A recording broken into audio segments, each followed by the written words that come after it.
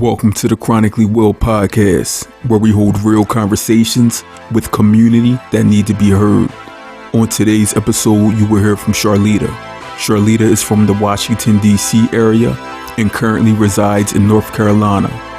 Charletta is a mother of 3, and at the time of the release of this episode, she is the grandmother of 4 and soon to be 5. She is also a chronic illness model and advocate.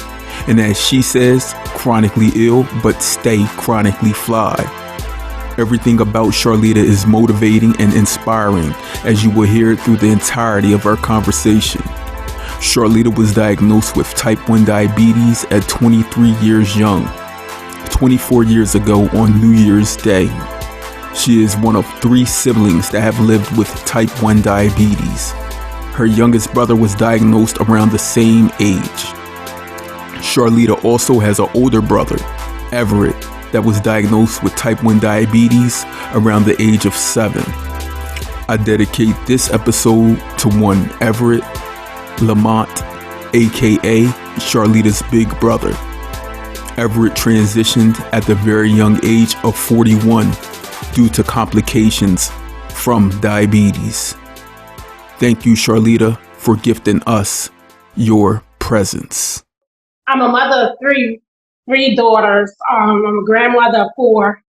I'm just a person right now who I'm a very, very, very big advocate on putting the awareness out there for type 1 diabetes, because my brother actually both of my brothers and I were diagnosed. And so my oldest brother passed away from the disease. So that really, really made me want to get it out there, because a lot of people just don't know about it. So I'm here to, if I can, help save somebody else's life. Tell my story. And you will, because you just your intro alone is a huge attention getter, because you didn't really say much about you, but in maybe 5 simple lines, you told me you have 2 brothers that also have type 1 diabetes. Mm-hmm. And the big thing on that, you told me you have a brother who passed from it. Yeah. Yeah. So we will get into that, because I know that has to be a great part of who you are. Yes. Where are you from? I'm originally from DC, but I live in Raleigh, North Carolina now. I have family members that actually moved down to North Carolina 13 years ago, 12 years ago. Okay. Yeah, so my aunt, my cousins, and I have a cousin, one of my cousins that moved down there, she actually has type 1 diabetes as well.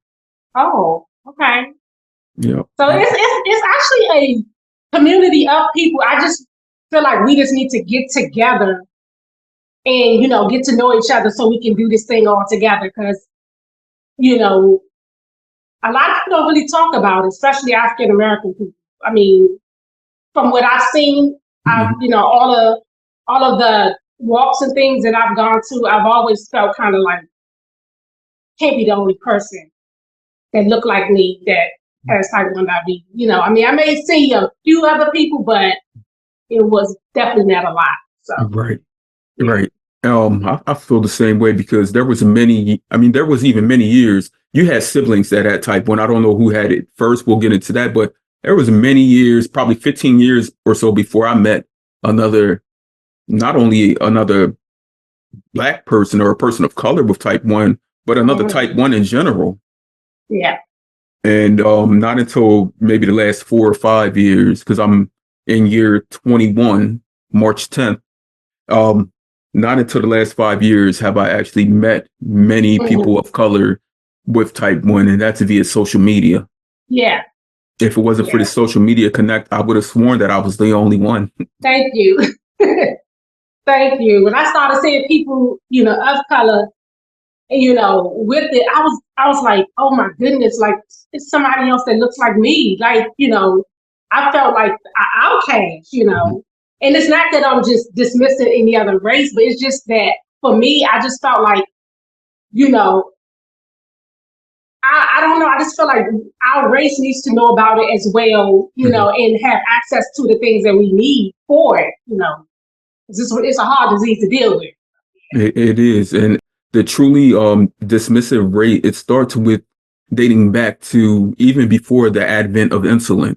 Because in 1922, when insulin was invented, it was not available for people of color. Right. It's hard to find like scholastic reads, but you can find somewhere in the University of Toronto where insulin first was given.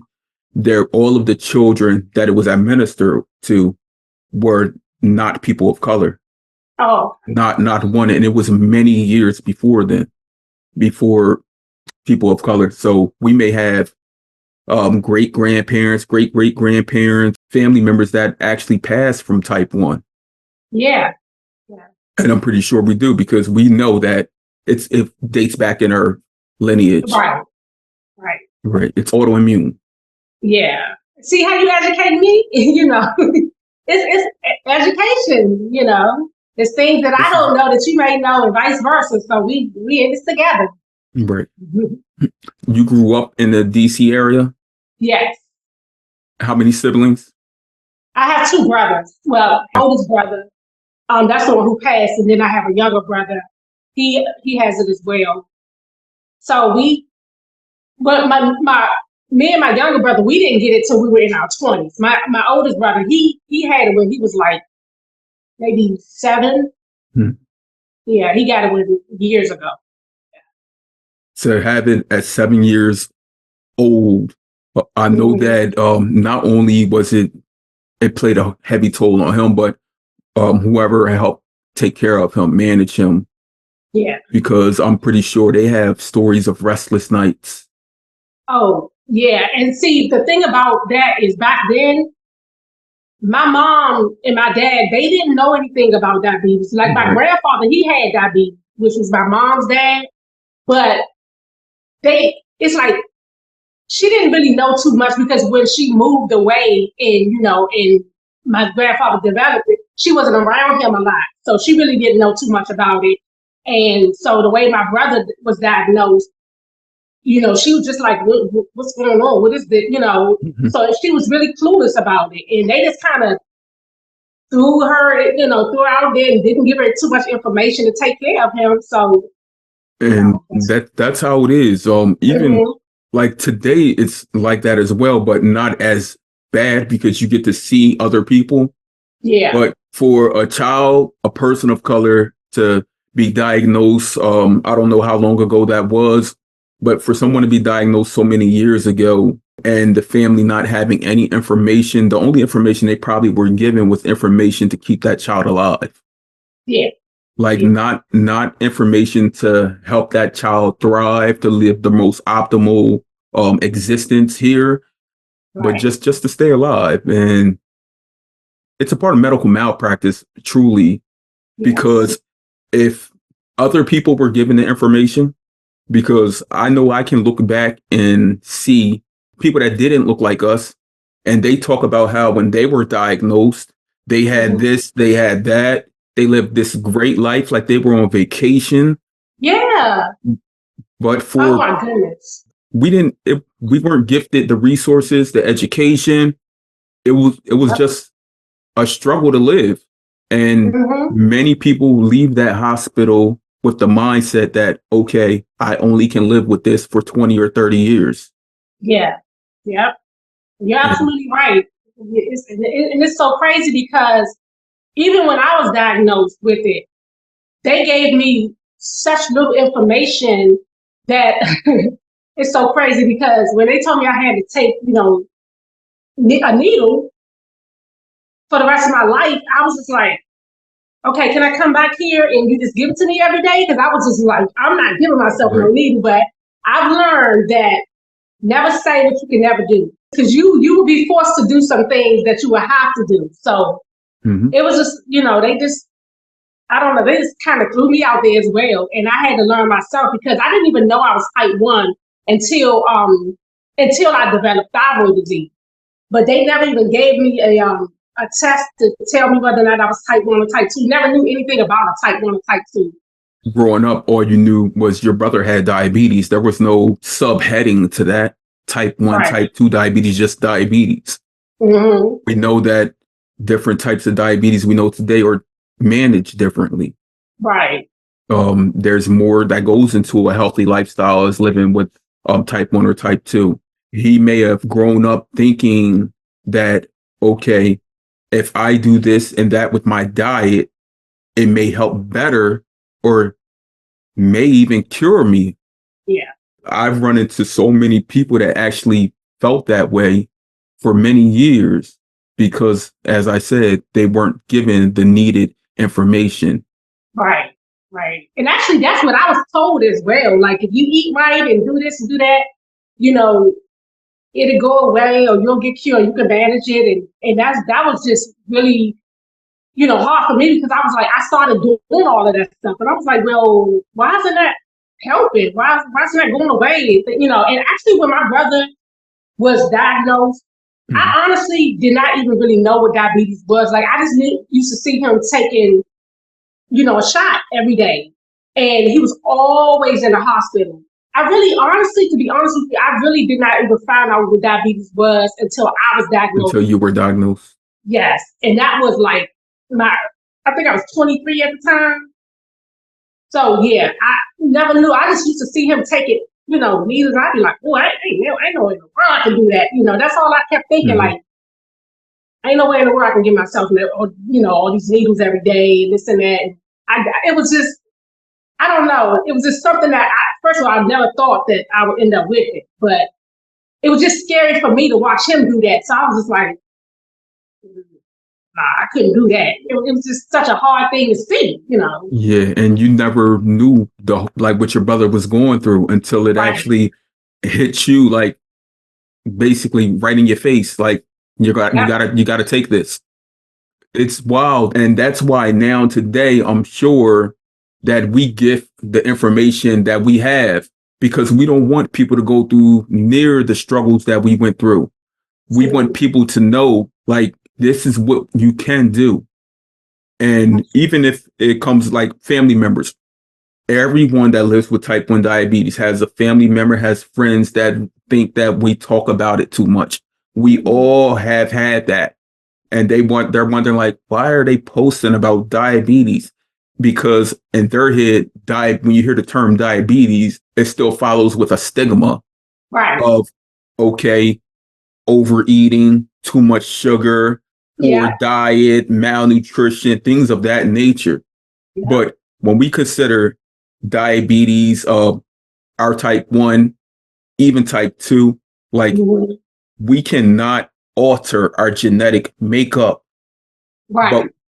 But living today, we can show our family and friends how to live healthier lifestyles. Yeah. We can, because we've been forced into it. Yeah, that's true. Forced into it. And I always tell people, I say, you know what, you can go to the doctor and, get your physicals and everything. Because some people don't like to go to the doctor.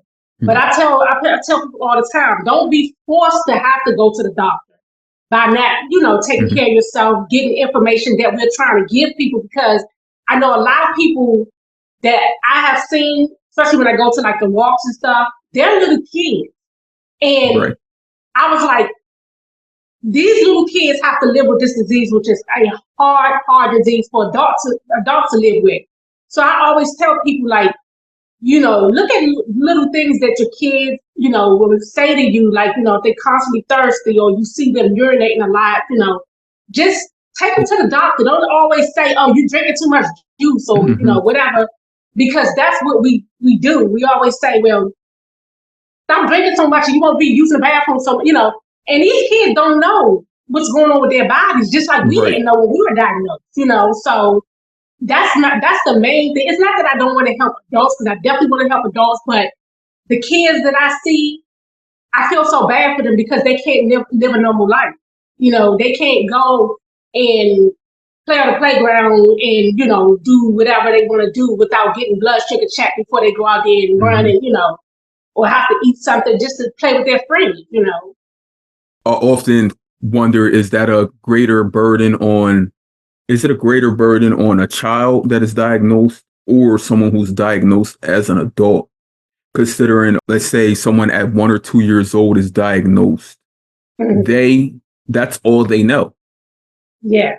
It's almost like being born into a certain religion, political system, things of that nature. It's really Right. all you know. So it's right for you. Yeah. And as long as they have the parents that are taking the best care they can of them, especially with today's technology, Yeah. the advancements in medical care and chronic health, hmm that they will be able to be their best. Yeah. And that's so funny that you said that, because as far as that being the only thing that they know, because the first time when I was put on a pump, I had to take a class with a 4-year-old child Mhm. to learn how to get on the pump. And let me tell you, I couldn't focus because I was crying so bad Because of that baby. because of that baby, watching her learn how to, get on the pump. And I was like, it was hard for me. And I just kept crying. And she was looking at me like, what is wrong with you? And I was like, she shouldn't have to live like this. She should be able to go outside and play. And, I was so bothered by seeing Mhm. this child, have to, do the things that I had to do, that I knew was extremely hard. And her parents was like, it's okay. It's okay. That's all she knows. And I was like, that shouldn't be all she knows. She should be able Right. to live a normal life. Right. But I had to, I'm just a sensitive person anyway, because I'm like, if it was up to me, everybody would be healthy and just living life, But that little girl bothered me, seeing her have to go through that, and her parents was explaining to me that, before she go outside to play on the playground, she has to go to the nurse to get her blood sugar checked and this and that, and I'm like, oh goodness, like, shouldn't have to do that, So many obstacles, steps that are added into the life of a 4-year-old. Yeah. When that's actually time taken off of your life, having to manage. Yeah. Just not being able to just freely have fun and freely be themselves. Mm-hmm.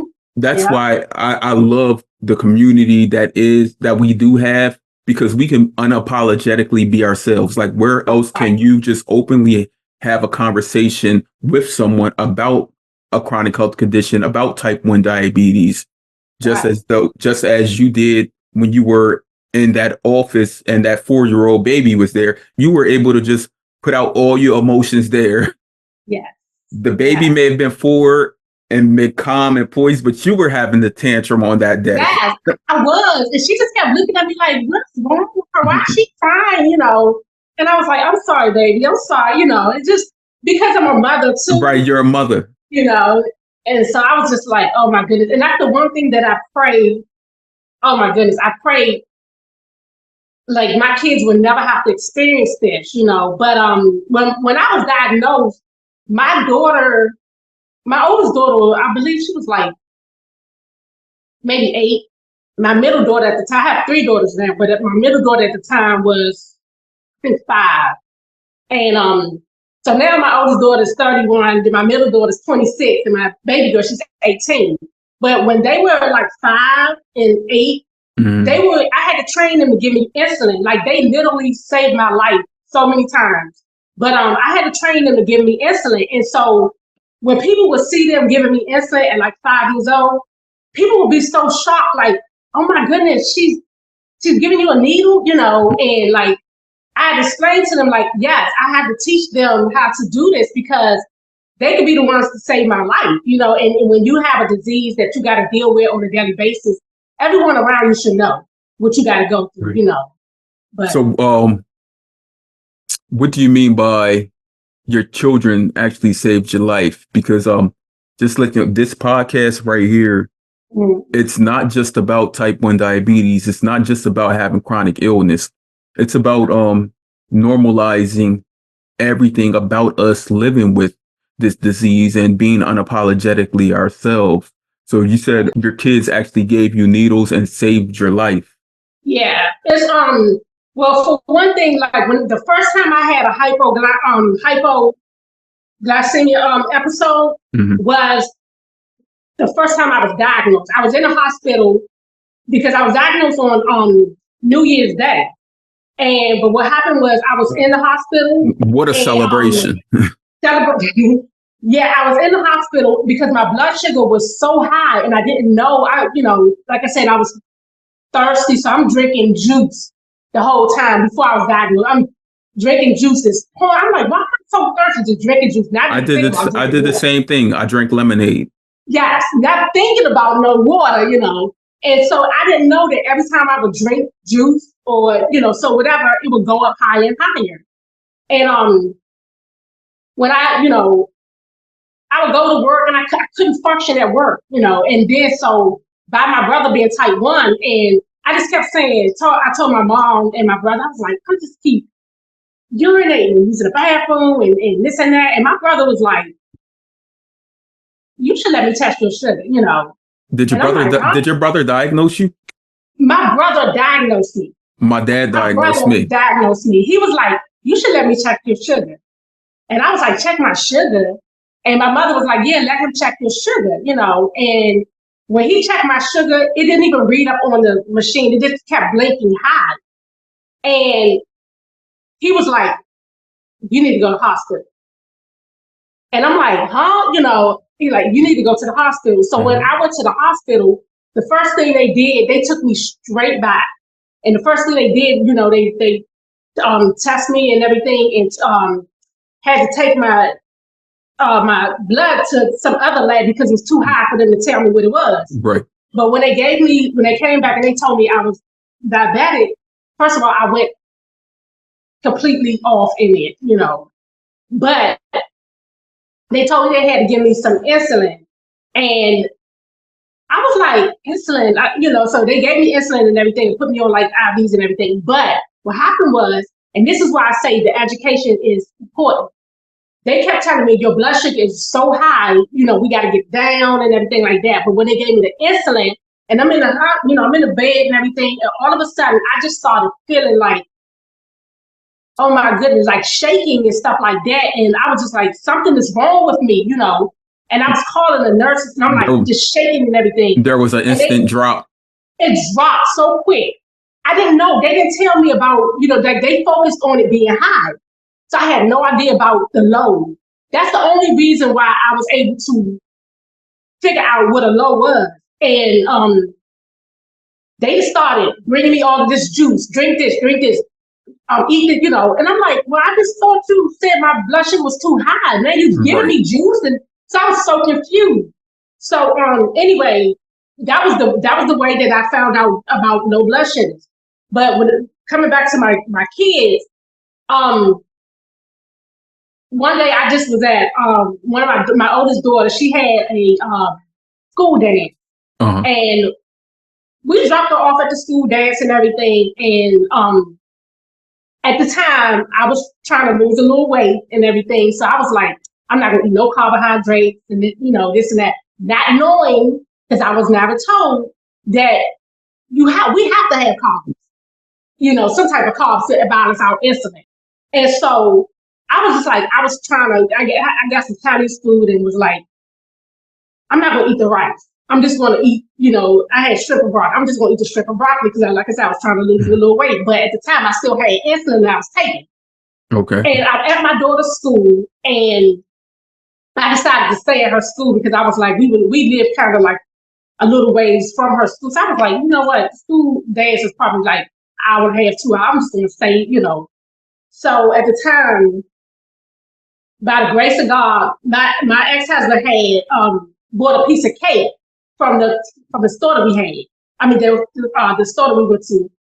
And all I know is I just started like having a seizure in the car. Having a seizure, like didn't know what was going on with me. I was having a seizure, passed out. Only thing I knew was when I woke up, the whole school was outside at my car. The paramedics was out there. They handed me candy bar. The principal was like, go get her, open up the candy machine, get her anything in it, And I was like, what happened? They was like, your blood sugar dropped. So they did know that you were a diabetic? No, they didn't know I was a diabetic. No. They didn't know. My ex-husband knew I was a diabetic, but he didn't even know anything about how the low blood sugars were. Right. Just so happened, I don't know. Just so happened when they came, he just seen me having a seizure, and he called the paramedics, and I guess he went out, hollering or whatever, like he needed help. And when they called the paramedics, and he told them that I was I had diabetes, And like I said, he had cake and everything that he had got. So they just feed me the cake and everything. I was just to try to get me to wake up. But I was just so confused because I was just like, what happened to me? I didn't know what happened to me. And they was like, you had a low blood sugar. And from that day, my kids kind of like seen that. And I had started having so many low blood sugars. And I would be home with my kids by themselves. Was this all like in the beginning stages of your diagnosis? Like Yeah. your first few years? Yeah, in the beginning stages. And, because like I said, they never talked to me about having low blood sugar. They never educated me on, make sure that you eat, eat this or eat that in order to keep your blood sugar regulated. It was just so. And you may have been going through like an extended honeymoon phase. Yeah. Where some days you need so much insulin and other days you don't. Right, because that's how our bodies do it. It's so crazy how it works like that. Right. But I just know my kids, they used to see me having seizures out of nowhere, and they were trained to help me. So they'll call paramedics or they'll give me, I always keep stuff, even to this day. Mm-hmm. I keep stuff in my room, in my car, in my purse. Like everything. It's like you're speaking to me. I could possibly, you're speaking to me. That's what we do. Yeah. Because but yeah, they have saved my life. And the paramedics, one day I woke up, my daughter, she had, called them and she helped me. And they was like, I don't know what you did, but the way that you taught her, you did an excellent job. Because they was like, she called us, she explained to us what was going on. We talked her through it. And she just, they were just praising me for teaching her because they were like, most people don't teach their kids like how to treat them. So I said, you know what? This disease is a disease that is not just for me. It's for everyone that's around me. Everyone around me. So, and today, do you use or do you carry anything like glucagon, Baqsimi, Gvoke? Yes. Okay. Let me show you something. I have my stuff right here. I do also right here on the desk. I don't play no games. I don't been there too much. No. Too many times. To have your children have to administer to you to basically save your life is something that people not living with this illness know too much about. They're really just limited to, okay, they take insulin because their sugar's high. Yeah. But they don't realize the fact that our blood glucose levels drop. And it's not always due to us doing anything like out of order. It could be due to different things, like you being a female over the years going through different hormonal and fluctuations and changes. Myself, adrenaline spikes my blood sugar more than even carbohydrates in food. Like just being at a concert or watching a basketball game, like those are the main kickers into like what just happened. Yes. Yeah. And we do need to educate everyone in our circle on our own management, because when we are facing things such as severe hypoglycemic events, we truly can't manage it. Yeah. We can attempt to, and adrenaline will kick in and help us out a little bit. Mm-hmm. But there are some days, sometimes over the years, where we do need that extra guiding support, whether it's your child at 3, 4, 5, 6, because my daughter saved my life at 7 years old. Yeah. And we need that, because the altered mind that exists when your blood sugar is too low or too high, many of us who have lived with it for many years don't even understand that. Yeah. So for you to be unapologetically able to just explain and tell everyone, get all of this stuff around you. Have your juice, have your candies, have your glucagon, everything you need, because we want to see tomorrow. Right. Exactly. Although it's not promised, as long as we're here in the physical, we're going to do everything we can to shape ourselves to be able to stay in this presence. Right. Absolutely. And the thing that actually by paramedics having to come and see me so much, they told me, they said, make sure that you get something, some type of card, something like a medical bracelet. Like I have a medical bracelet. I have a type 1 diabetic tattoo. Do you think that if you were diagnosed at a younger age, growing up in the DC area, would it have affected you a lot differently? Oh yeah, most definitely. Because, I mean, like I said, my brother, you know, he was diagnosed when we were younger, and you know, we was living in the city. But he was the only person that had it. Nobody else knew what was going on with, you know, with him. But we were such a close community where I grew up at. Like everybody was like, you know, I grew up in the '70s, so everybody was like of each other's house, and like it was like a real community. Right. So everybody just used to know that my brother was sick all the time. But like I said, nobody never knew what was going on with him. They just knew he was in the hospital all the time. But it would have definitely for me, because I was able to go outside, play, do what I want to do. But it would have definitely affected me a lot growing up if I wasn't able to, you know, just have a normal lifestyle. But he wasn't, you know, like he wasn't able to. Right. I have actually 2 friends that I grew up with. One since 2 years old, that she actually passed from diabetes complications, kidney disease. She had type 1. I never knew. Everyone in her family just said she had diabetes. And there was a little girl who was maybe 7, 8 years younger than me, who grew up 2 doors away from me, and she had type 1, and she passed away at 17 years old. Yeah, so yeah, I always wonder, like, if I grew up in a different not a different era, but in a different area, would that have changed how not only I manage, but the management of other people? Because we come from a community that I wouldn't say that we hide what we go through. It's just we don't receive the education, experience, and knowledge of it. So we don't have that to give to people. Right. So if we know better, we do better. Exactly. But if, like I said, if you see that they say people with type 1 diabetes live 20 to 30 years, that's what you're going to have in your mind for a while. Yeah. And you know, I don't think, not to cut you off, I don't think that should be something that they tell people. Not at all. Because I don't know if they have ever, you know, like, I guess for me, like even with my baby girl, my 18-year-old, she was the only one that I was diagnosed with pregnant with when I had diabetes.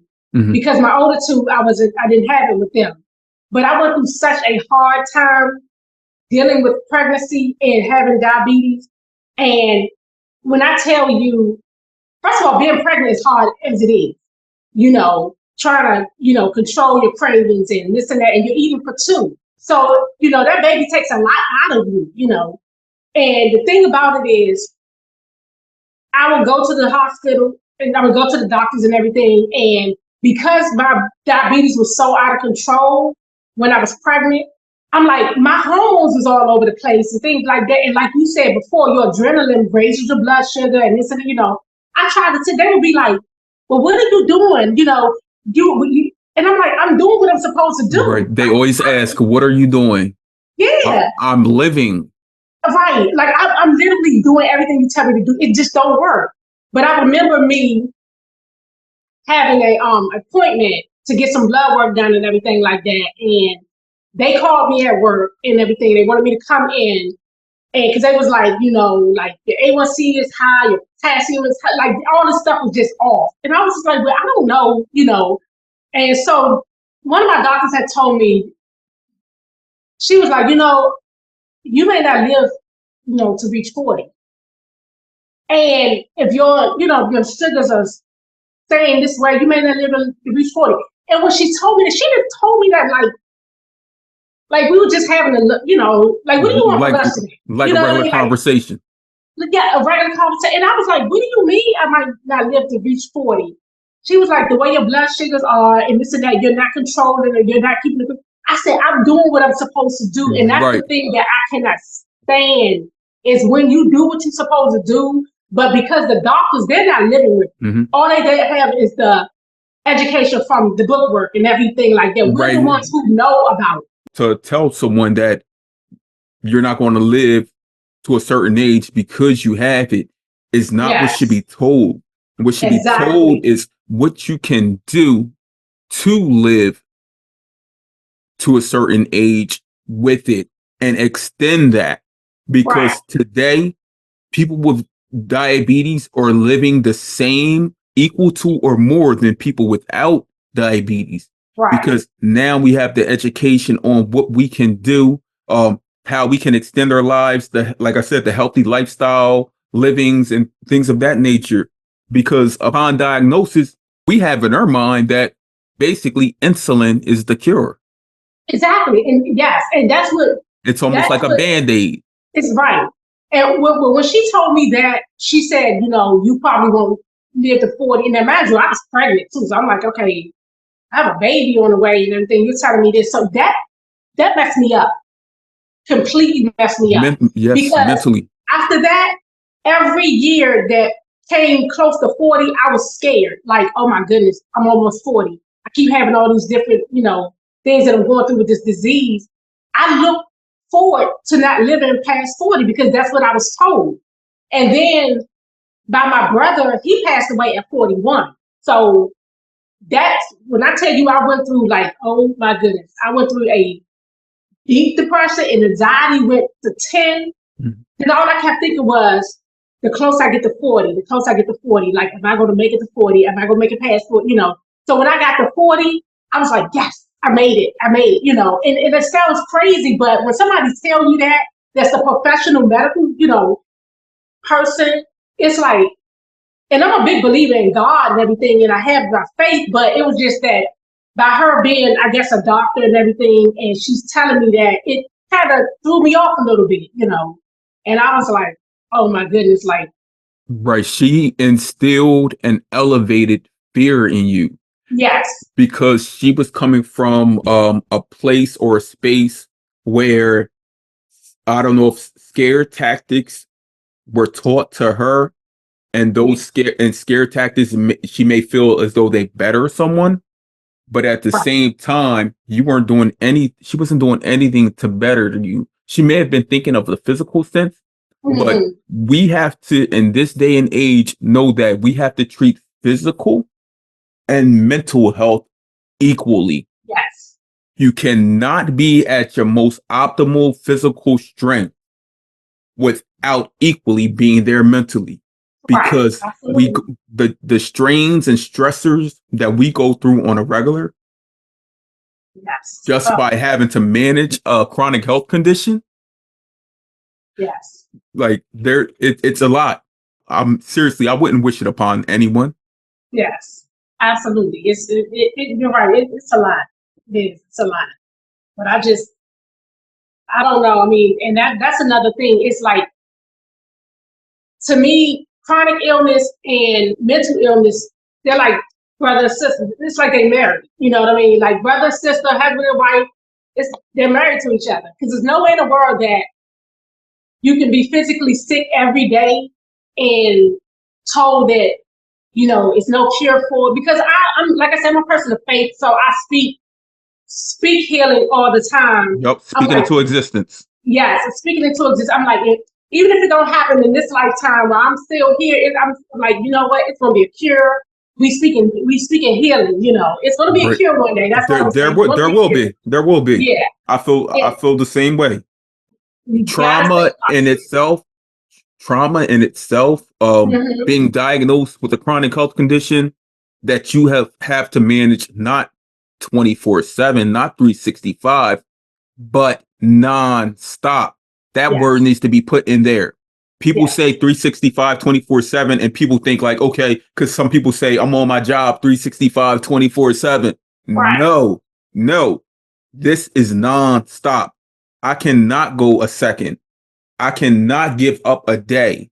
I cannot give up a week, because if I do give up on that day or that week, it's going to affect me for the remaining days. Yeah, that's right. That's absolutely right.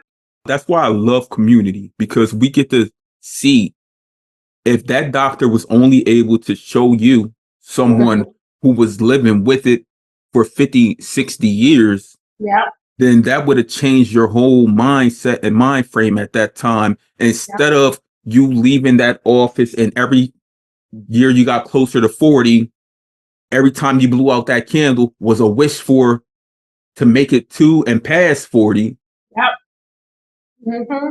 If you were given that, just that mental escape, just knowing that you will make it, you Hmm. or the doctor saying, I will do everything to make sure that you will make it, Exactly, exactly.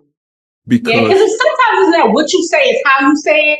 And it's sometimes not how you say it, it's what you say. You know what I mean? So you got to really right, think before you say certain things because it's like, you know, I got to the point that when I did make it past 40, I was like, yes, it's like, yes, you know. And so that built my faith up even more because I was like, you know what? Forget what the doctors say. It's what God say because they can tell me that you can only live 20 years with this disease, but whatever God has for me, if He wants me to live 50 years with this disease, that's what's going to happen because right. He has to finally say. So, like I said, I'm a big spiritual person. So you may hear me talk about God often because I'm very very big on faith, but yeah, I mean, and like I said, that doctor, she really instilled like fear in me. And so that kind of every single day meant I was closer to 40. And I was just thinking like, oh my goodness, like what's going to happen? What's going to happen to me? Especially because I had so many things going on, so many seizures like all the time from low blood sugars, so many high blood sugars. And it just was like this. And I was like, when is it gonna be like this? My life is never like as though my blood sugar is, even and just staying in a good space. It's just always up and down. So I just never felt like I was gonna have a normal life. So I mean, And you were diagnosed at an age where all of the technology wasn't available. right. Even different types of insulin. You may have, what did you use? Regular insulin? Yeah, regular insulin. Mm, But my brother, when he was diagnosed, they was giving him pig insulin. pork. Believe it or not, pig Yep, insulin yep. back That then. pork and beef. Was he diagnosed in the 70s? Yeah, he was diagnosed, yeah. Right. During the Night. 70s. I believe it wasn't until maybe 1978 when regular insulin was Yeah, available. Yeah. yeah. So, and like I know many people who were diagnosed even like in the 1950s that are still thriving today in their 70s and 80s. Mhm. But Yeah. the difference is that medical advice that they were given, that their families were given from day one, that care, we didn't know that there were special centers available for us. Right. Yeah. Yeah, Yes. it means a lot to just tell people things. Hmm. And just because we look a certain way, we vibe a certain way, we believe a certain way, does Hmm. not mean that we can equally receive the education. Right. Right. Absolutely. Yeah. Yes. And the one thing about this disease, I always tell people because people always be like, you don't look like nothing's wrong with you. You don't look. And I say, this disease is an invisible disease. Like I don't care how I keep myself because I try to. I know from the outside I can control my outside, I can Mhm. control what I wear, what I look, how. But the And inside they is don't want out of to control. they don't want to see. They say you carry it well, they don't see it. They don't want to see what we go through. They don't Right. want to oh, you want to see diabetes? Let me not give myself this insulin. Let me Right. take off this pump. Let me give myself accidentally too much insulin or over treat for a meal, and not have anything here to treat that. You want to see diabetes? No, because that's a traumatic experience for me. Right. I mean, I care about other people. I'm a true empath at heart, but I care too much about me to want to put myself through that traumatic experience that we go through daily. The other part about it is they don't know for us, it's not just about us, with the diabetes, taking the insulin and things like that. We also have to worry about the complications of the simplest things for us, stumping our toe, can cause us to have a whole amputation, of our foot or something like that, stepping on a piece of glass or, just whatever. And I tell people all the time, it's so much that comes with this disease, because I've seen people who, had fingers lost, toes lost, whole amputations and stuff like that from the complications of the disease. And I'm telling people all the time, it's not a disease that you just think, oh, you just have diabetes, you can just go exercise, work out, whatever, eat right, and it's gone, Because even people with type 2, I always tell people with type 2, I'm not dismissing what you have at all, because it's hard for you all too. But for me, give me type 2 any day compared to type 1. You know what I mean? Like, I don't want to have any of it. But if I only had to take, let's say, a pill and go exercise and just eat right, that's hard. It's still hard, but I would love to do that any day versus what we have to go through on a daily basis dealing with the type 1, and that's what I try to tell people all the time. It's just such a difference, So the way that I explain it to people is, because I don't want to live with any chronic health condition, right, is that, say you have a rope and you have a lasso on it and you throw it and you're trying to grab something. You keep grabbing. Even if the rope breaks, you can go ahead and continue grabbing. Living with type 1 diabetes, you don't have that extra grab. Once that lasso breaks, once that rope breaks, everything breaks. Yeah. We're on pins and needles. Just how it affects us mentally alone is beyond comprehension. Mm-hmm. That's why, like, I try to, through my platform, like, educate people on those things, the burdens of it, the mental aspects of it, because people may even see Charletta physically. If little Sarah down the block stubs her toe, she can still pick up and run a 5K. If we stub our toe, the first thought is about our diabetes. Mm-hmm. Before even going to try and heal that pain from the stub toe, that shows that it has a mental, like a mental cuff on us. Like, we're chained to this. There is we can't unhook any link and still be connected. Right. Absolutely. I truly hope for a cure one day. I do. Yeah. Because we're going to speak in the toy business. They're going to have a cure. We're going to speak in the toy business. They will. They're working on every day. They're working on it. And the way that we see technology and medicine changing the lives as they do today, there's no reason for us not to believe in it. Right. And I tell you what, I'm so thankful, because I'm so grateful to God, because at first and this is another thing that I hate dealing with, health issues, is the insurance. Because in the beginning, I wanted the insulin pump and I wanted the sensor and everything, because I had so many seizures.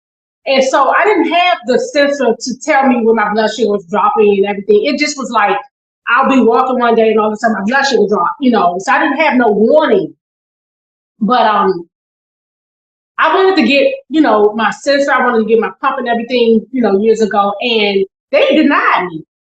They didn't, like, I literally had to fight. And that's another thing. You have to be your own, you have to advocate for yourself. I literally had to fight these people for an insulin pump in my sensor. And it's just like, you got to get your doctors to help you out. They got to write this and that, and it's like. Prior authorization. Prior authorization. Yeah. Prior authorization for what? You know that I have this disease. Like, why do I have to go through all of this? I want to live a better life. I need a better quality of life. And so when I got my when I got my sensor, thank God, thank God. I mean, Mm-hmm. like I said, I used to have the seizures all the time. But when I got my sensor, I was just like, oh my goodness. So this thing is going to go off before my blood sugar, like, let me know that my blood sugar dropped. And even though with the technology, it helps us a lot, but it's still not a cure. Because sometimes the Right. technology acts up a little bit too.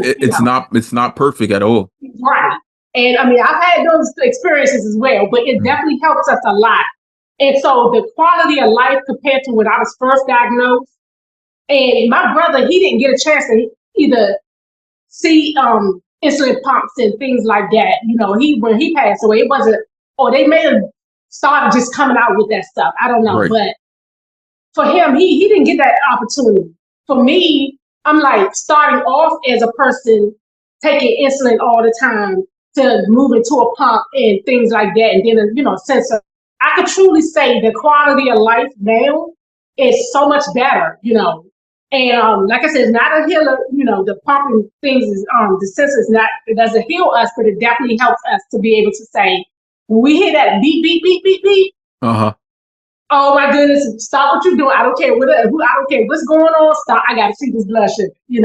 And simple things as just going out for like a brisk walk, you taking your grandchildren to a park or whatnot. Like you wouldn't have known your blood sugar was dropping or rising rapidly without that continuous glucose monitor. Because I know I spent days on end taking my children out. I have 3 children. My children are 15, 13, and 10. Oh, okay. Days on end, taking them out to the parks, even driving different places, going on hikes, doing whatever, doing school activities. And I may have checked my blood sugar when I came home. I may have checked it in the morning. But just knowing that today I have that advanced technology that's going to help me, because I know there were times where I was driving and I'm like, I don't know what's going on. How am I going to make it home? Like going to drop. I remember one time I went to drop my niece off at home. I picked her up from school and she's like, Uncle Will, why aren't you stopping in front of my house? And I'm like, I can't stop. I can't stop. Like, it was like a mind over matter thing.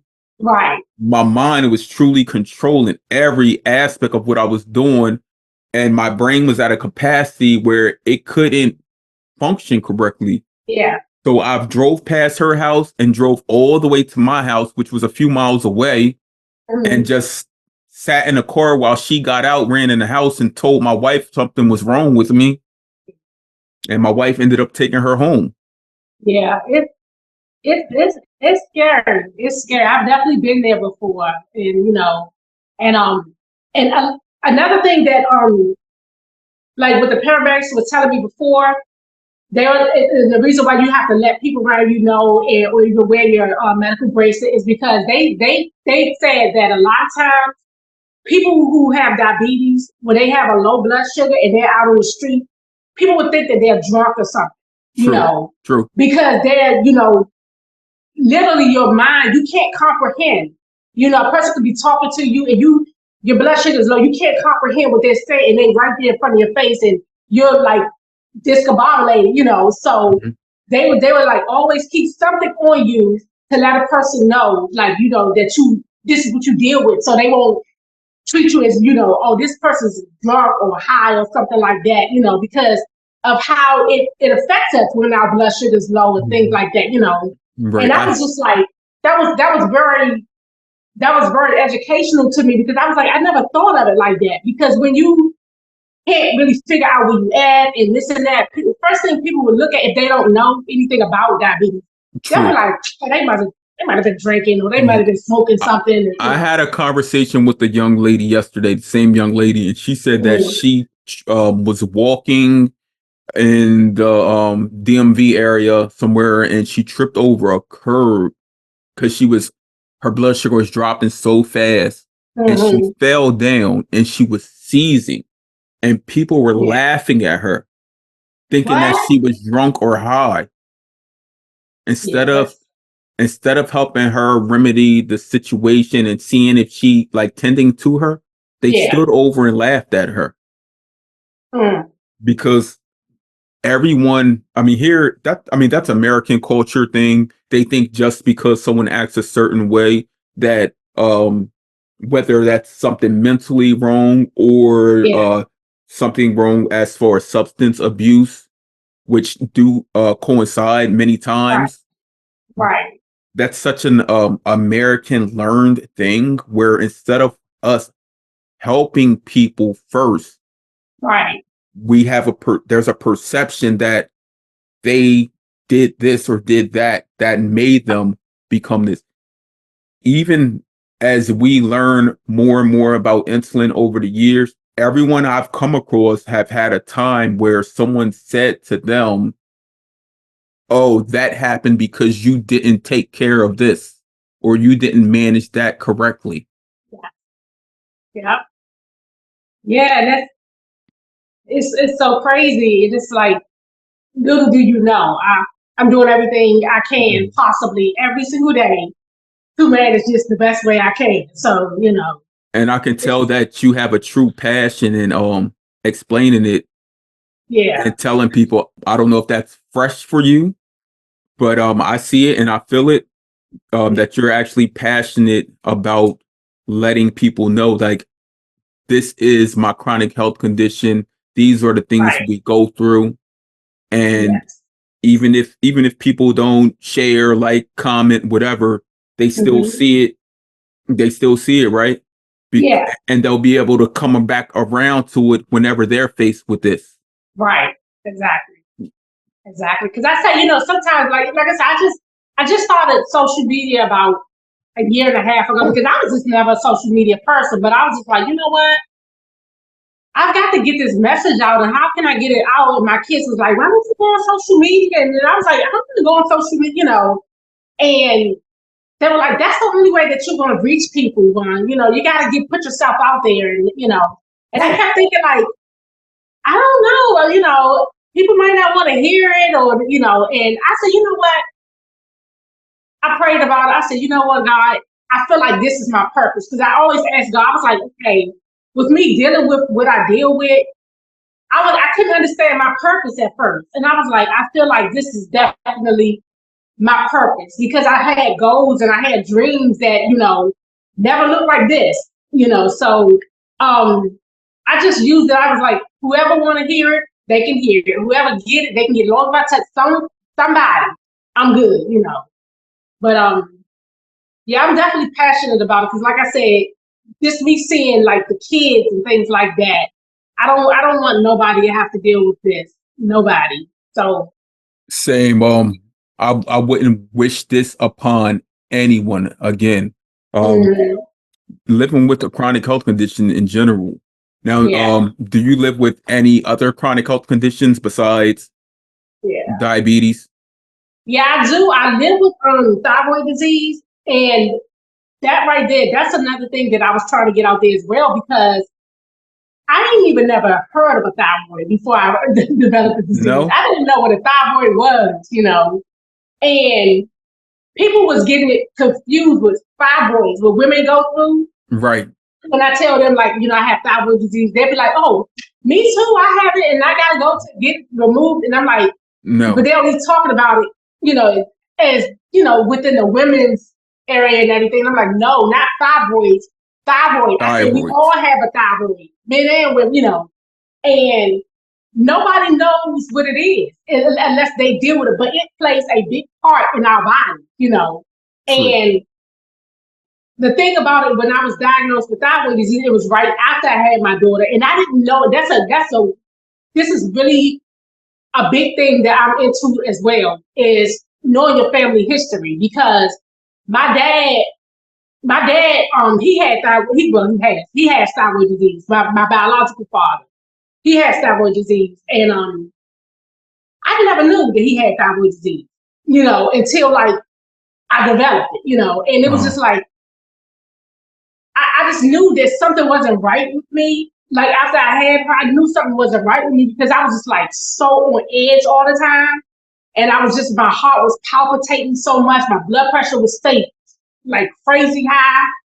And I was just shaking a lot. Like, so when you first found out you had thyroid disease, was it hyper or hypo? It was hyper at first. That's what it sounds like. Yeah, it was hyper. And because of me, actually that's how I found out that I was type 1. It's because from me finding out about the thyroid disease, because you see the same specialist for diabetes and thyroid disease. And they linked it. They were like, "Oh, you have thyroid disease and diabetes." Yeah. And they the ones who asked me. They said they asked me what type I had when I first started going to endocrinologist, because I didn't even know what an endocrinologist was until I developed the thyroid disease, because I was seeing my primary care for my diabetes at first. I was also 15 years before I found out what an endocrinologist was. And that's the thing, and nothing against primary care physicians, but they only know a little bit about, diabetes. And a lot of them know more about type 2 than type 1 anyway. So when you are diagnosed, they should give you the opportunity to go to see an endocrinologist, a specialist, for, to treat it. Because when I went for the thyroid disease and they asked me what type of diabetes I had, and I was like, I have diabetes. I have diabetes. They was like, well, what type? And I'm like, diabetes. Like, what are you talking about? What type? And they was like, do you have type 1 or type 2? And I was like, I didn't know it was a different type. All you knew was you take insulin. Yeah. And they said, well, they didn't do an antibody test on you. And I was like, what is that? And they were like, a test to see whether or not you have type 1 or type 2. And then that's who explained to me the difference. Mm-hmm. And because, like I said, during this time, I'm going for both diseases now, and I'm going in for my thyroid disease, and they explained it to me about what the diabetes is. How long ago was this, or how far were you into your diabetes diagnosis? Well, the thyroid disease, I developed that 18 years ago. Okay. And so, and when did you develop type 1 or diabetes? Yeah, I developed diabetes 2001, and in 2005 I developed thyroid disease. Yeah, because it was right after I had my baby girl, so around that time. But I just remember them saying, well, we need to do an antibody test on you to see whether or not you're type 1. And I was like, well, okay, so what's the difference? And they was like, we need to see whether or not your pancreas is producing any insulin. And I'm like, okay, what is that going to change? What is that going to change about me? Right. But this is the thing. I'm like, what is my pancreas? What is the pancreas doing? Right. You didn't even know nothing about and that's what I tell you, the lack of education. Didn't even know that my pancreas had anything to do with the diabetes. And after hearing that information, you may have said to yourself, I hope once you found out about your pancreas, like, I hope my pancreas is producing insulin. Yes. Then maybe I can get off of this insulin. Right. But unfortunately, it's not producing any insulin. And I was like, huh? So you're type 1. You have to take insulin for the rest of your life. You did get the auto antibody test. Yeah. And that's what that's why oh my goodness, that's why I'm so passionate. When somebody is diagnosed, immediately, I'm like, tell them to do an antibody test on you.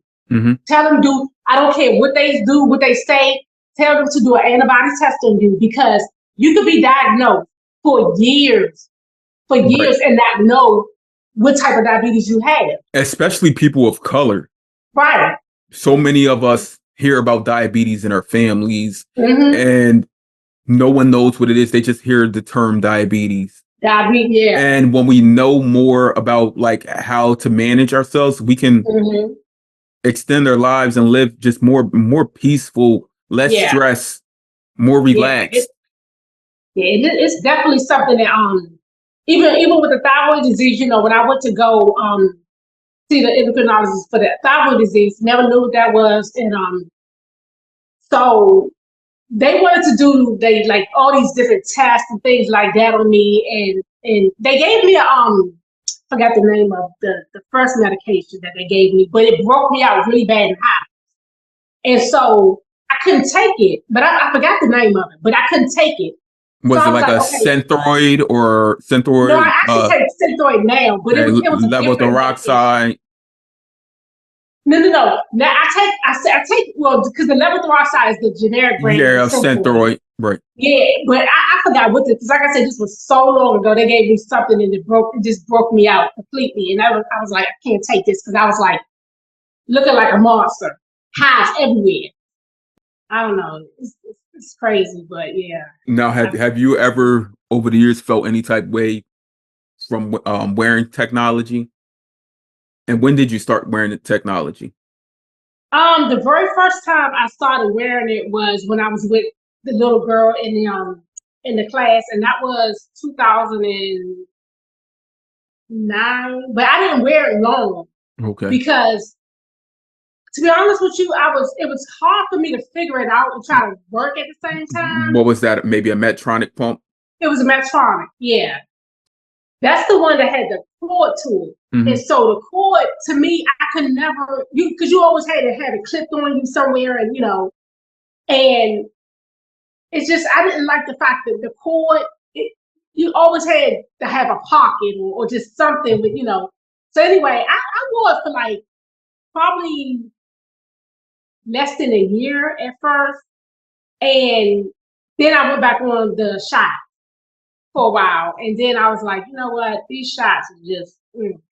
Then they came out with another Medtronic device, and got on that. I said I'm gonna try to give it some time, and just work with it as best as I can. So I was on that for some years, but I didn't like the cord part because I never had anywhere to stick it. You know what I mean? To stick, Right. like if I had on something like, let's say some sweatpants or something, something that was kind of loose, it would just always like fall off. And so the reason why I like the cordless is because like I don't have to have it on me with these pumps. You put it, you put it on you, but it's not like something that you have to. Where am I going to put this cord at now? Because the cord be hanging out and things like that. But don't get me wrong, all of it is a better quality of life, but it's just Right. I equally hear from people who use corded pumps saying that they will never go tubeless. So I'm not going to say that I will never go use a tubed pump, but I started off with Omnipod. Oh, okay. And that's the only pump I've used. Oh, okay. And I haven't had an issue with it. Right. Other than, and I haven't had an issue that I haven't been able to fix or correct. Yeah. Just like with any pump, with any system. So, it's ultimately what works best for you. Yeah. Yeah, that's true. Right. Because a lot of people don't have access to the technology that we have. And like you said, they try to stop you from it. Yeah. Do you think that was because originally they did not know you were type 1? Because I've heard stories of type 2 diabetics not being able to get access to continuous glucose monitors, insulin pumps. Yeah. You know what? I'm not sure how. I honestly, I really just don't. It's because, like I said, this is just such a. I don't know. This whole medical, pharmaceutical industry is so weird to me because I'm like, even for type 2, I just feel like if that's a better quality of life for them, because some type 2s are on insulin. So I say, if this is a better quality life for them, give them the pump. What's the difference? Right. Insulin dependent type 2 is equal to a type 1. Right. Exactly. And it's just, I feel like everybody should have access to it, whether or not you have good insurance, bad insurance. It's just something that, I just feel like we as people who didn't ask for these diseases, we should have access to the things that we need because, of course, like I said, we didn't ask for it, So it's like we have to live with it. Because I know when I was first diagnosed and I was taking the needle, I would have to buy my insulin, my needles, my strips, all everything, separately. all separate, and it was kicking my behind. And I had to make sure that I paid for all of that before I even paid rent. or bought food in the house because Right. this was my way of living. So I had to always budget out money for um my insulin supplies. And Lord knows if you had anything else wrong with you, at the time when you buying all of that stuff. Because then I had high blood pressure. So I was just like, I had to buy high blood pressure medicine, insulin supply. It was just like, Lord Jesus, why can't I get this for free? So it's just, I don't know. It's just something that to me, I'm just like, people should have access to this stuff and. But yeah, Right.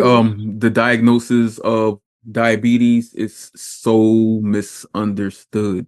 mhm, It's so misunderstood. You gave a briefing on your diagnosis story. mhm. Do you fully remember like that moment I think you said you were at your Jordan age, right? Oh yeah. 23, right? You were at your Yeah. Jordan age. Do you remember like those times, like, because I was diagnosed at 20 years old. Mhm. So I remember my life. I remember the journey and the path that I was on. Yep. And I know for a fact that diabetes altered that. It definitely did. It took many years before I came back around and realized where I needed to be in life. Yeah. Yeah. So did diabetes equally or in any adverse way alter you? When I was diagnosed, I was in school. I was working full time, and at the time, I only had 2 kids.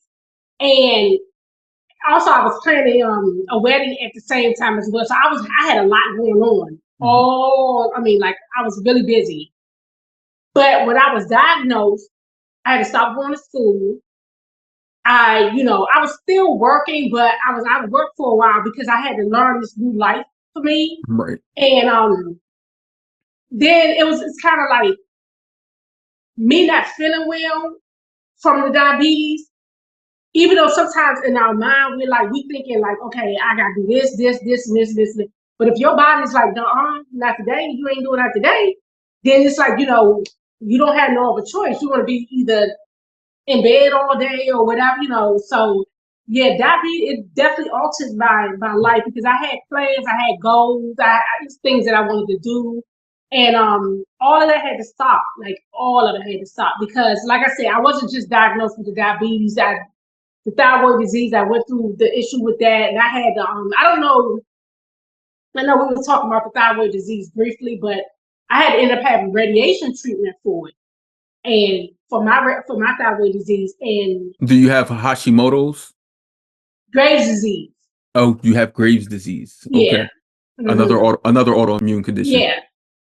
And for that was something that was really, really, really, and to this day is really still tough on my body, just having the radiation treatment because they told me they didn't want me to have. They said only had two options, and that was surgery and radiation treatment. Because, like I said, my thyroid level was so So hyper high. that it was just like it was dangerous for my heart and everything.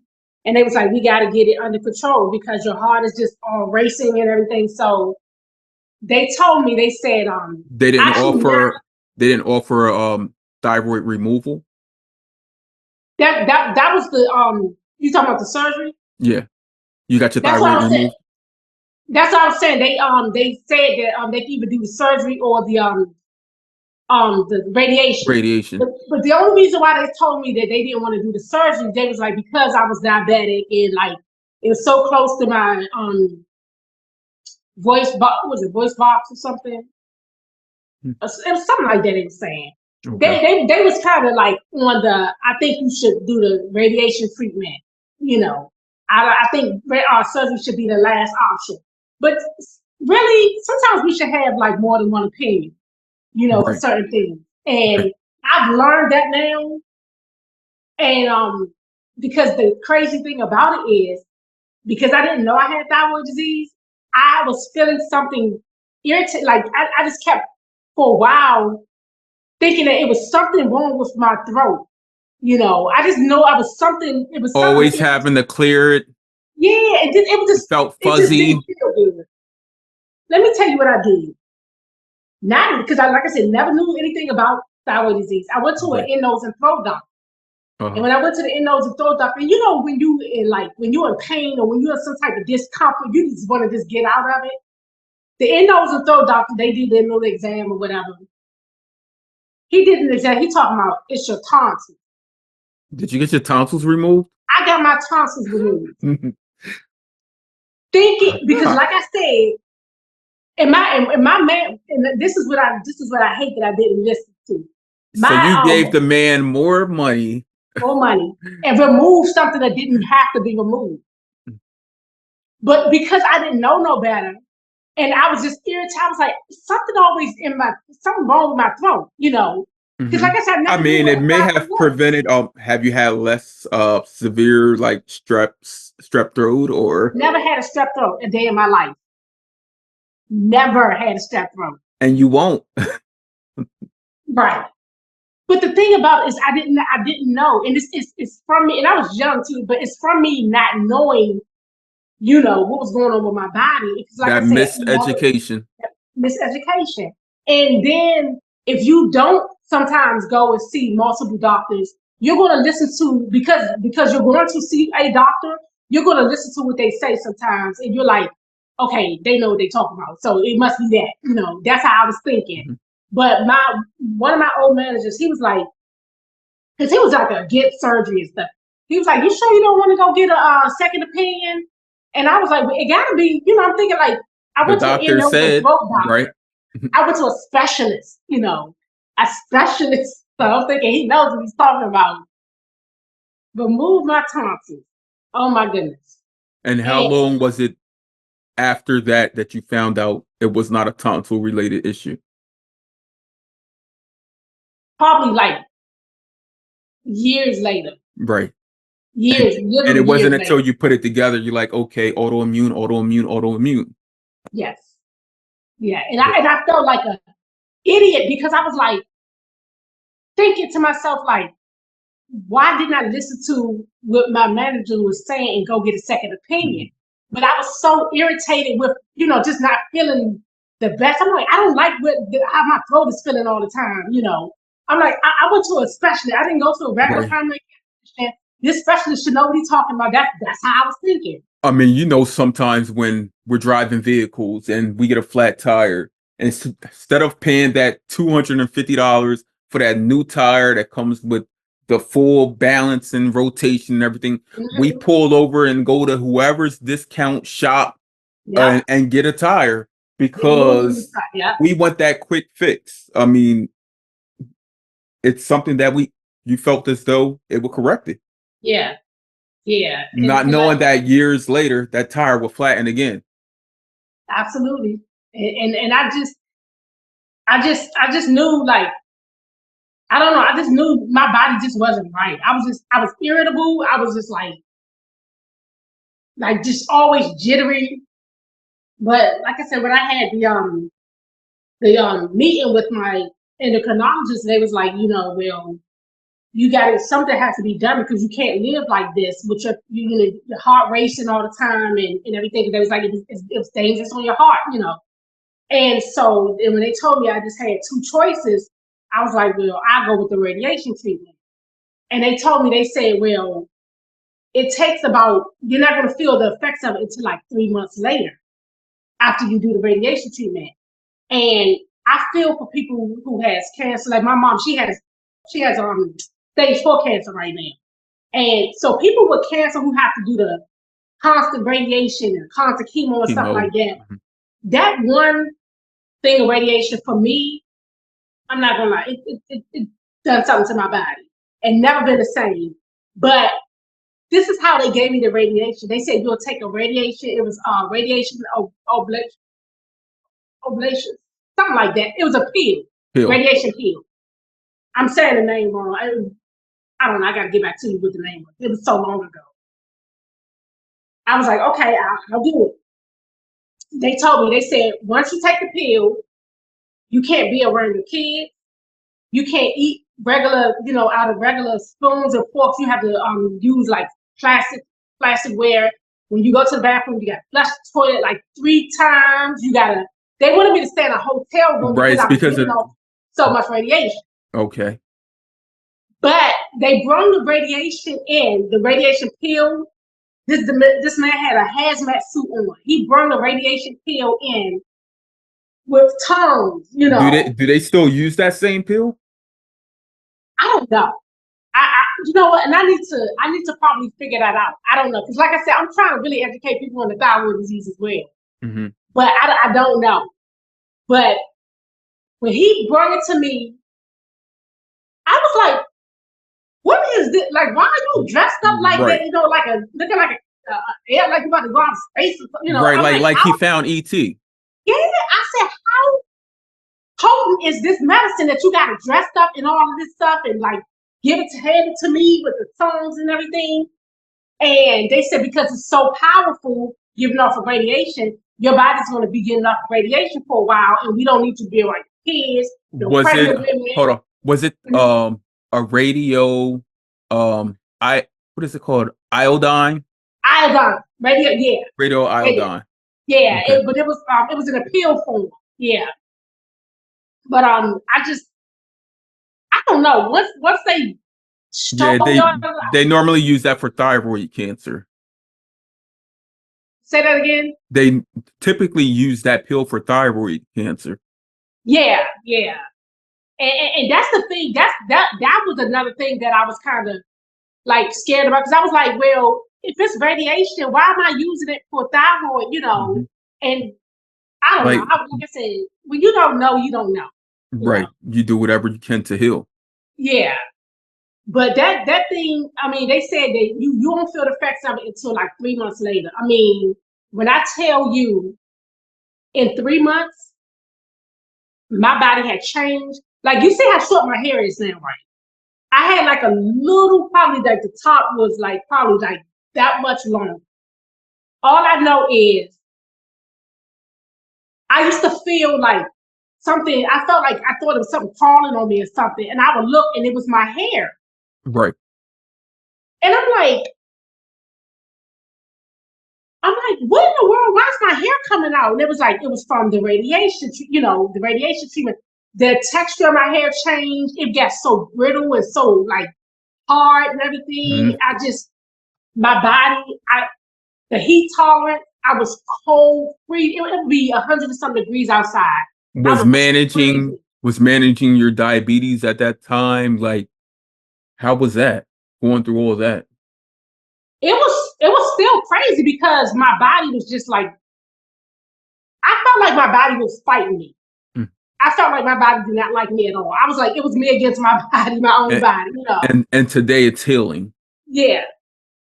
And I just felt like, okay, I got to deal with this diabetes, and now I got to deal with the effects from this radiation treatment. And I was never in a predicament that I have felt so cold in the summertime. Like literally, I had the heater on in the summertime.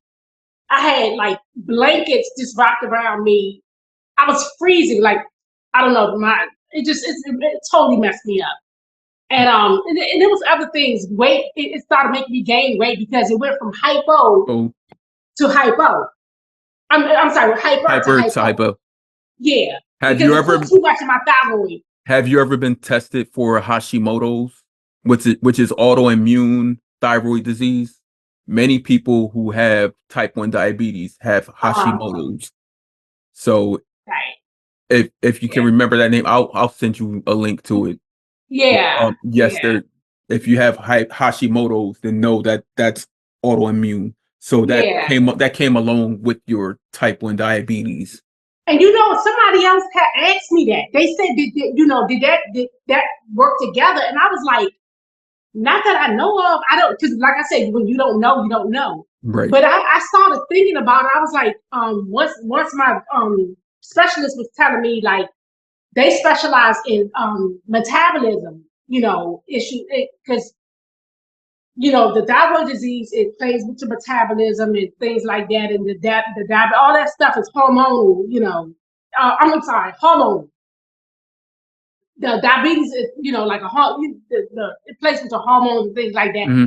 Also from the thyroid disease. But anyway, it was messing with my metabolism so much, and I started gaining all this weight. And I was like, what is going on? I'm still eating the same. Matter of fact, I was eating less and still gaining weight with no reason at all. And they was like, that's because your thyroid level is hypo now. Hypo. So I was like, but I'm not eating anything. And it was like, it doesn't even matter. When your thyroid level, like now, it's off. It's hypo, it's very off. I just did a test about a couple of weeks ago, and I'm like, I take my medicine every day. Sometimes it'll be okay. Other times, just like the diabetes, other times it'll go back to hyper because it'll be like I'm taking too much medicine. Now, do you know how high your thyroid levels are currently? See, I look at my little I have do my chart. So what I do is I look at the little scale and it'll kind of give me like a little diagram or whatever of it. And now, do you know if it's like 5 point something or 10 point something? You know what? That's another thing. Brain fog. Look, oh my goodness, I deal with it as well. I can't remember nothing. Okay, I dealt with it I actually as well. did. Yeah, I have severe brain fog and memory, just from point A to point B. Yeah. Memory loss. Yes. So, yeah, I have to jot down everything. It is. It's really scary. And I'm like, I can sit up there and I can look at something and I can, and I'm like, okay. Literally a couple of minutes later, I'm like, okay, what did I just? What was I going to do? What did I? And I have to ask my kids sometimes. What was the last thing I said? Or what was the last thing? And it's just I do that often. I ask my wife, what was I doing? Or what was it that I said? Yeah. And the crazy thing is that I have cameras. I have one outside my house and one indoor. And I have at least once a week, I have to go back on that camera to see what I was doing, or where I placed something. Yeah. Like, where did I place that? I have no clue. So I have to track on those cameras to see when I actually did something. Yeah. That's a great advancement in technology allowing me to do that. Right. So we are winding down, but I'm not going to let you go without fully gifting the community everything you have to gift. But I did want to ask a few things. Have you yourself ever considered like having your kids or your grandkids do anything like trial net? You mean testing them for for auto antibodies? My kids, I wanted to do it, but my kids like, no, I don't really know that. And I'm like, listen. Right. If you've lived with it, then you know you don't want to be in DKA upon diagnosis. Right. And they just like, no, I don't want to do that. I don't, and of course I can't let my grandkids do it without their permission. Right. I understand I understand that fear also. As persons living with chronic health conditions, we know that it's better to know than the opposing. Yeah, absolutely. Yeah. But, I'm sure eventually you can get them. You'll let her know and share the information. I'll share resources, and you can send her to my page. But I know what you're going to ask me. Yes, I have gotten my kids tested, and none of them have any auto antibodies. Oh, okay. Thank God. Yep. Yeah, I know waiting for the results to come back, I may have been a little nervous or whatnot, looking at my kids, go to the bathroom and things like, let me check your finger because you just went to the bathroom an hour ago. Yes. But exactly. Dad, I was drinking a soda or this and that, or I'm not doing the same thing in the bathroom. Yeah, yes. But I have. Let me ask you one question before we go. Did you ever develop anything with your kidneys? Because I developed chronic kidney disease from my diabetes. Okay, so you have chronic kidney disease? You go through dialysis? I don't go through dialysis because it's stage 3, but they have me on this medicine that kind of helps protect my kidneys. So it's like they're like, if Do you get your levels checked regularly? I have to, yes. Okay. Often. Yeah, my kidneys function has been 100% clear. Now a few months ago, because I've been taking I was taking a medication, meloxicam, that helped with my chronic pain and brain fog. Mhm. And that I found out that that medication actually does raise my kidney levels. So I had this, it was like slightly raised by like 0.25. Right. Okay. So as soon as I eliminated that, I went back 2 months later to get blood work, and it was back to normal levels. Oh, okay. That's good. Okay. But yeah, my dad lives with chronic kidney disease. He's Mhm. end stage renal failure, so he's on a transplant list. Oh, wow. The same with my cousin that's type 1. She's 28, and yeah, she has chronic kidney disease as well. Oh, okay. Okay. And it is directly related to your diabetes, but as Mhm. I tell everyone, it's not at your fault, because 9 out of 10 people that I know with chronic kidney disease, they did not know that living a certain lifestyle, you're giving your medication, you're giving your insulin, things of that nature, but no one ever told you, because Right. they feared the lows so much. They didn't tell you the complications that could occur from high blood Right. sugars, from the Yep. stress on the body. And It is. it's a treatment. I was talking to my dad about that the other day, and he's like, he just he always goes into it upbeat, and everyone knows him there as the guy that's going to make him feel good, because Yeah. he's like, we're living with this chronic illness, but we still have our lives. Right. Right. Some people wake up daily and they're in sorrow, Yeah. but if you know that you're going to make it to the next day, which we Hmm. know we're going to make it to the next day, then we got to be not only uplift ourselves, but uplift everyone around us, our community. You're right about that. Well, I'm so glad that we had this discussion, and you know, Now, I feel like it's going to make a difference. it is. I did want to ask you about something, because you did put in your notes about like depression and anxiety. Hmm. And the first thing you mentioned when I asked you to introduce yourself was about your brothers. Yeah. So this podcast that I'm doing here is a podcast for the people, so that it gives you a chance, not only in healing, but it gives you a chance to be authentically you, and it Hmm. also gives us a chance to honor those that lived through this, that Yes. continue to live through this, those that are here and those that are no longer with us. So I want to give this space to you, to your family, to your brothers, because as I said in the opening, my siblings are equal to me. Hmm. Right. And for you to lose your brother at such a young age, Hmm. I know that that affected you from that day and that point for moving forward. Absolutely. Yeah, absolutely. Yes. The depression came. Actually, I'm the one who got the phone call from the hospital when he passed. So, and that was so crazy to me because I wasn't. He always had me on his list as like the secondary person, like as far as you got to give the person your information just in case Right. for an emergency. I always have And my brother as that. It's my wife, then my brother.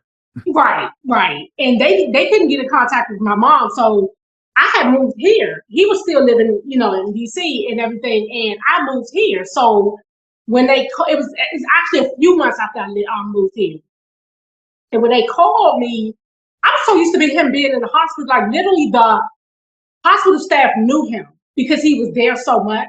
Mhm. And so, because he had gastroparesis, I'm telling you, we can go all day long. Yes, I had dealt with that too. But Mhm. so the hospital knew him and everything like that. So we were always used to him being in the hospital. So when we seen the phone number, he was in the hospital so much that we knew the phone number by heart. Like, Mhm. when the phone ring, and we already know that it's him in the hospital and everything. But this was stuff that he did all the time: go in the hospital, get treated, stay in there for a few weeks, whatever, and he came home. Just years. So when he went in the hospital, we never even thought like that he wasn't coming home because we were just used to him coming home. It was a part of his process. His process, yeah. But this particular day, like I said, I was living here. um, my mom said that I think somebody was supposed to pick him up the next day. I mean, the day that somebody was supposed to pick him up from the hospital because he was supposed to leave that day, getting dismissed. But my phone rang in the morning. I was getting my daughter ready for school. My phone rang in the morning, and it was the hospital, and it was like a nurse, and she was like, we needed to come up to the hospital and everything like that because, they're like working with him, and I was like, what do you mean working with him? And they're like trying to, resuscitate him and everything. And I'm like, what? I was so confused. And they were like, telling us about, and what? I don't know if you ever been in a hospital and you were like in a room that was right beside the nurse's station. Yes. So you can kind of hear stuff that goes on. Right, you can hear those conversations. Yeah.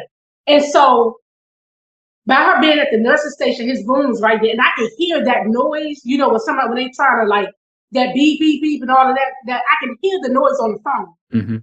So when she was telling me about they trying to resuscitate him, and she was like, I'm going to call you back. Let me see what the doctor's saying and everything. I was like, I do not want to get this phone call. Something in my spirit said when they called me back, because of all the commotion I heard in the background, I was like, when they call me back, it's not going to be good. It's just not going to be good. And I had I called my aunt because I couldn't get in contact with my mom. My mother was at work, but she was working a different shift. And I called my aunt and I was telling my aunt what happened. As I'm telling my aunt, my phone rang, and I'm like, oh my goodness, it's the hospital. And she was like, answer. I was like, I don't want to answer. I do not want to answer because if they tell me what I think that they're going to tell me, I'm going to lose it, And I was like, I don't want to answer. I don't want to answer it. She was like, just answer the phone, but click me on. So I was like, okay. So I answered the phone and I said, hold on, can I click my aunt on? I could tell by the doctor's voice when as soon as he started speaking, well, he was saying, this is what we tried to do.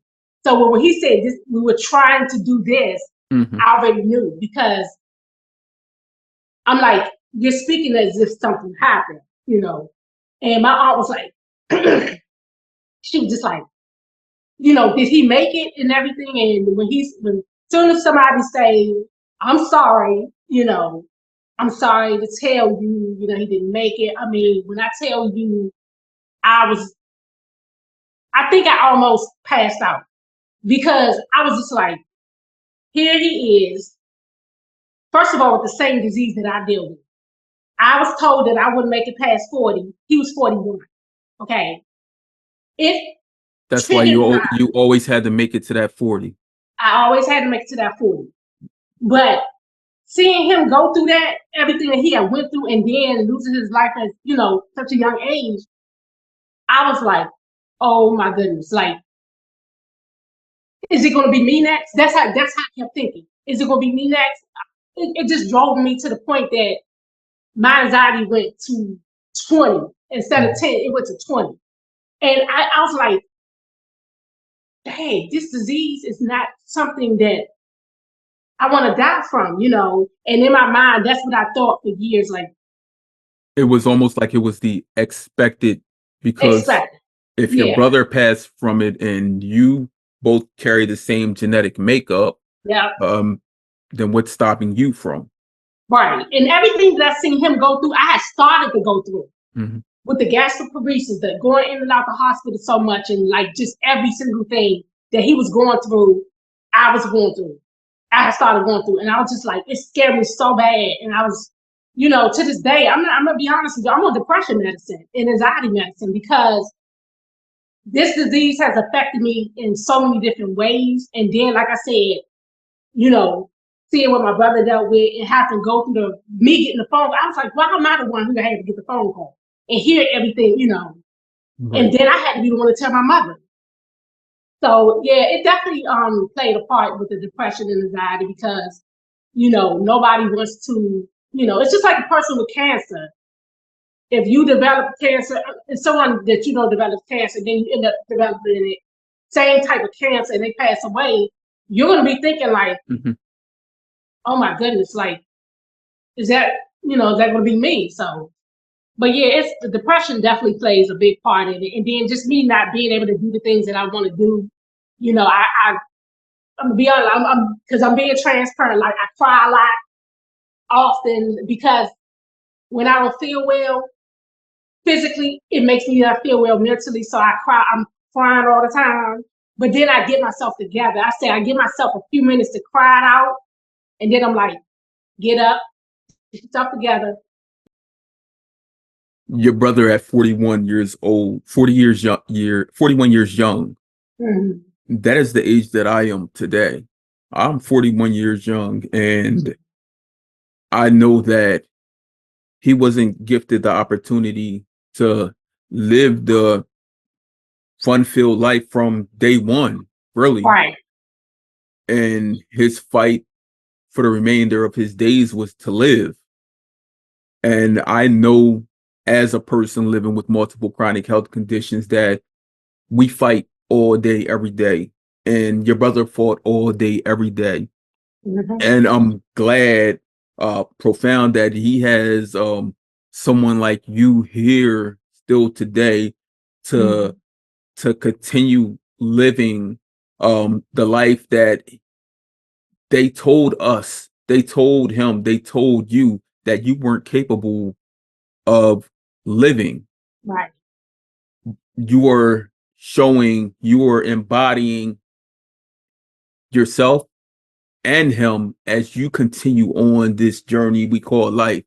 Mm-hmm. Because every day is a process of healing. As I tell my 15-year-old, as he matures into a man, just yesterday, because I cut my boys' hair. They love it when I cut their hair. Mm-hmm. As I'm cutting his hair, and I'm telling him, as we're watching Genius, the new film on Dr. King and Malcolm X, Mm-hmm.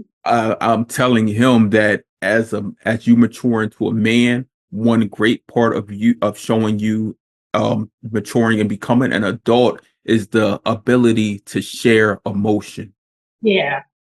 Because if you've lived through an experience, showing emotion is a part of that healing process. Mm-hmm. It's a part of adulting. Yes. As kids, our lives should be fun filled with zero worries. But Right. your brother had many worries. Yep. And as you said, up until all those years, looking towards your 40th birthday, you had many worries. Even today, Mm-hmm. as we live through these chronic illnesses, we have many worries. Yeah. But we are always keeping that one foot in front of the other, staying 10 toes down, learning, educating, getting as many resources and guided support as we can, so that we can live our best lives. Yeah. And Yes. I know that your brother, he's smiling because you're shining. Yeah. He's And smiling because you're shining. right. And it's so crazy that you said that you cut your kids' hair, because my brother told me how to cut. Like, I do my own hair. I cut my own hair. Oh. And that was something that he did do. He was a barber. Like, even though he couldn't really work full time, he did try to, try to cut hair and do things that he could do when he can do it. But he used to cut my hair for me, and then when he wasn't able to cut it, he taught me how to cut it, myself, and saved me a lot of money for years. And like I said, I'm still cutting my own hair now. So it's funny that you said that you cut your kids' hair and everything, because it just made me think about him. But He's not leaving you. He's not leaving you. Every time you got that number two guard on. Every time you got that number two on, he's like, yes, that's the right one, sis. yes, Yes. Look, I love life. I love the process that is healing. I love the Mhm. process that is being our authentic selves, and you've Yeah, given me all of that. And you said your baby brother also. yep. My younger Has brother, he has it as well. When was he diagnosed? He was diagnosed in his 20s as well. Matter of fact, I think we were diagnosed around the same age. But yeah, we were diagnosed around the same age, around like 24. He might have been like 23. I think I was 24. He might have been like 23 when he was diagnosed. But yeah, he has it as well. Right. But And that's his story. yeah, it's so crazy because each one of us lives a little bit different with the disease. I'm more so, I think it's because the things I've been through with it, from the low blood sugars and the, things like that, it has me on edge all the time. So that's why I say I'm keeping stuff with me everywhere I go, in my car, my room, like, everything. And I'm like the big sister to him. So I'm always like, when I see him, do you got enough candy with you? Do you got enough glucose tabs with you? It's like I'm like the mother. And I'm like, when you use it to treat your blood sugar, replace it. And don't wait to replace it. Replace it right then and there, because if you need it again, you'll know it's there. And Right. so he's like, you always preaching. And I'm like, yes, because you already know that we already lost one person with it. And if I didn't love you, first of all, I wouldn't care if if you had candy or anything with you. But I'm not that type of person. I'm like the mother of everybody. Right. So I'm like, make sure that you keep something in your car. If your car breaks down, make sure you got something in your trunk to treat it, because that's how I'm always thinking the worst with this disease before the best, you know what I mean? Because it's like, I have to kind of think ahead I and mean, like, when we think about it in reality, is there a better or best with this disease? no, no, not at all. It's just, I don't know. It's just, and I hate that, but it's just, I don't know. I'm always trying to get him prepared because my mom has had to help him. And like I said, she has stage 4 cancer. So my mom has had to help him with his, hypoglycemic episodes as well. And my dad recently just passed. My stepdad, he's not my stepdad, he's my dad. He's your dad. He raised you. He Yeah. he's the man that gave Yes. you everything you needed in this world, in this life. Exactly. And they were older, so so they would have to help him when he had his hypoglycemic episodes and stuff like that. And so, it's I tell him all the time, I'm like, my mom, she don't know how to use all of this technology stuff. So when he have these things, she's like, well, what do I do? What do I do? I don't know anything about these things. Do I give him insulin? Do I do, use the thing to give him insulin when he needs, if it's high, too high? Like, she just all over the place. And then I'm like, Mom, just make sure he got some glucose tablets. Make sure you can call the paramedics, whatever he needs. Just make sure you got it around, just in case he don't have it. And I don't know. Like I tell him all the time, just make sure that you're keeping up with this stuff, because you don't want to be somewhere and don't have what you need. That's why I love building communities. That's what I do greatly with like with my page and on Instagram, whatever. I build Mhm. communities because I know that many people go days without having the resources that are needed, Yeah. whether you're rationing insulin, which a lot of us have lived through, Hmm. because we didn't know that we could actually kill ourselves from going even hours without having insulin, Right. because the cost and the expense of it. We don't know that there are people out there who have technology or insulin pens or whatever that would be willing to gift it to us. It's Hmm. the equivalent of, like you said, you were a child in the 70s where you could knock on your neighbor's door and get a cup of sugar. Right. If our neighbors know that we are going through a chronic health condition where we need these things just to live, our community, the diabetic Hmm. online community in Hmm. itself, is a resource that we can knock on that door, and if they have it, they're willing to gift it, because Right. that's what I do every day. I Yeah. reach out to people in need and help them, Yeah. because I do not want to see anyone go through any of the stressors that I've lived through while Yeah. having to manage type 1 diabetes. Right. Right. And I just feel like all of us as type 1, like, especially online, just we need to all just follow each other just because it's like we need to know each other. We need to, because you feel isolated, when you are not around people who go through what you go through. You kind of feel like different, you know what I mean? Because some people don't know what it is that you have to deal with, but then when you have other people that that they deal with what you deal with, it's kind of like, oh my goodness, like I just met somebody Right. today that was a type 1 diabetic, and It and makes people you look feel at me, good. yeah, and I'm like, oh my goodness, I just met a new friend. Like that's literally how it is. Like we're a community that need each other, that need to lean on each other. That like I said, I'm a person with really big emotions that I cry easily because of this disease, and then the other diseases that I deal with, especially because it plays a different role on my body, because I'm also a woman who's going through hormonal issues and stuff like that. So I'm like, hey, you might see me cry at the drop of a dime. So yeah, sometimes you just need that person to just be like, okay, I know what you're going through. I was dealing with that yesterday, or and I got through it, or whatever. I mean, somebody who understands what you're going through, and I think that's just with all diseases. All diseases. You just have to have somebody who knows what it is to live in that type of the same situation that you're going through.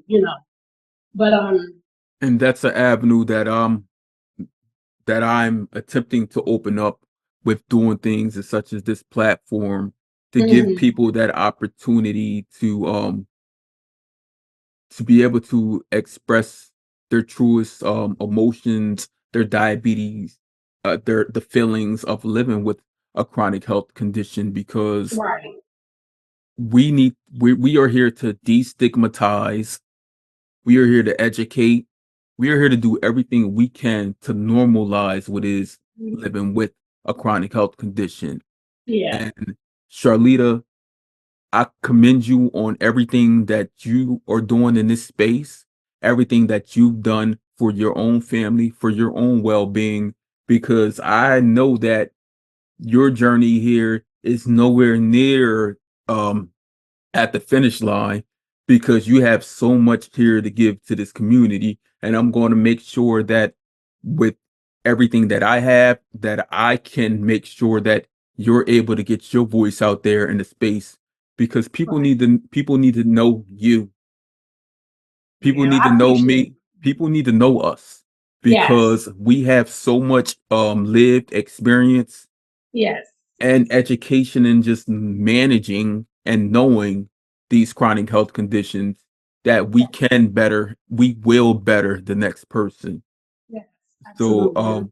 I thank you for joining me on this Mhm, journey, which is living with chronic health conditions, because as I said, this is the Chronically Will yes.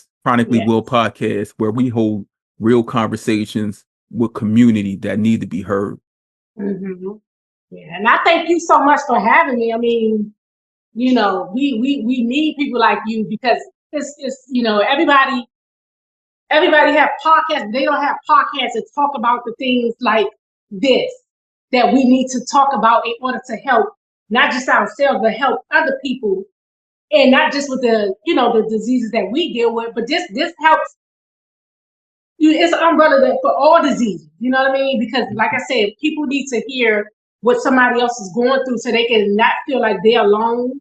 And people need to see that, like, okay, this person may not look like they have this, but yeah, they don't need to necessarily feel like they're in a space alone. And I don't know, it's really, really a good thing that you're doing this. So I appreciate you for even allowing me to get on here and tell my story. So good, you're doing a good job.